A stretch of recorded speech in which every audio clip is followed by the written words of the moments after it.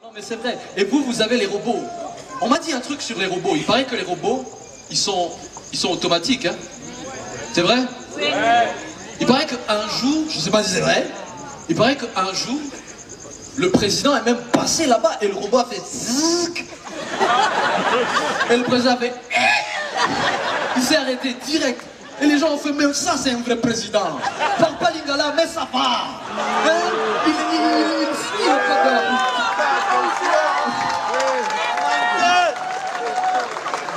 Le robot a fait si, direct. Bam. Les gens étaient fiers. Ah, président. 2 jours après, le robot n'avait pas de bras. Mais... on ne sait pas pourquoi, mais... écoute, je ne vais pas deviner. Je suis en infériorité numérique. On est 2 et ensemble on fait une personne. T'as vu le poids? Le robot... Un autre truc qu'on m'a dit sur son excellence, c'est je ne me fais pas buter.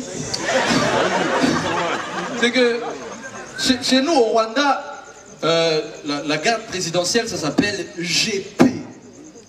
Ça veut pas dire gros président, c'est sûr. Ça veut dire garde présidentielle.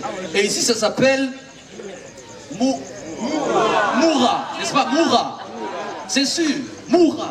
Voilà.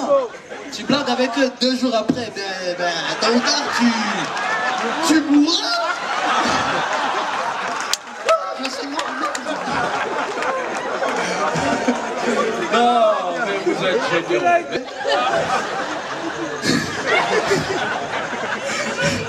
Non, mais j'ai remarqué que l'amour, c'est une histoire de coups. Répétez après moi, coup. Bon, à chaque fois que je fais ça, vous faites coup. Encore. Voilà, bon, on va prendre ça. Les histoires d'amour, c'est comme ça. D'abord, il y a un de foudre, n'est-ce pas? Oui. Ensuite, tu vois la fille, tu veux lui parler, mais t'as pas le numéro, il faut que tu lui passes un de fil.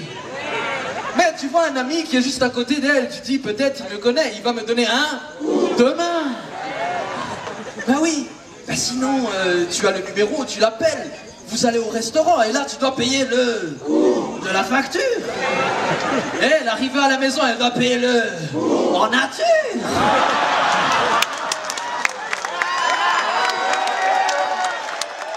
Oh oui, toi-même tu sais, non? Et après ça, certains font ce qu'on appelle tirer un... Bon, on voit que vous êtes expérimentés dans ça. Et les gars, ils sont partis direct.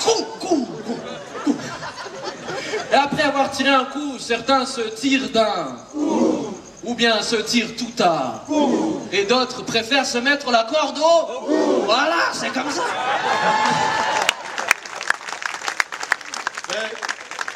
Pour finir, j'ai remarqué que, en voyageant, j'ai remarqué que les différentes nationalités, des fois on va pour demander des visas ou pour être réfugié. Hein? Donc j'ai remarqué que dans les aéroports, c'est très facile de reconnaître certaines nationalités, c'est très facile de les rattraper. C'est très facile de reconnaître les Italiens, c'est très facile de reconnaître les Indiens, c'est très facile de reconnaître les Rwandais, c'est très facile de reconnaître les Congolais. On commence par lesquels? Congolais. Hein? Rwandais. C'est bon, calmez-vous, j'y suis. Je vais pas me défiler. Ok, les Rwandais c'est très simple. C'est très simple. Pour le reconnaître, en fait, les Français, ils ont un problème. Tu le mets devant un test, déjà, ça commence. Tu le mets devant un test, le L et le R, il le renverse. Il te le nique, mais mal. Et le Q, paradoxal. Le Q, il le dit Tchè. Petite info, il n'y a pas de Q dans l'alphabet rwandais. Paradoxalement. Au pays, on en a plein, hein, des Q. On en a plein. Mais il n'y a pas de Q. Bref, pour les reconnaître, c'est très simple. Tu le mets devant un test, tu lui dis ceci. J'ai acheté à ma femme une RAV4 blanche. Mon cher, le déluge. Elle dit, c'est très normal. C'est ça, c'est normal. J'ai acheté à ma femme une RAV4 blanche. Et dit une RAV4 blanche. Et le Congolais. Enfin, les Congolais. Je me mets en position jusqu'au cas où. Les Congolais, il y a un problème avec le U et le I, on le sait.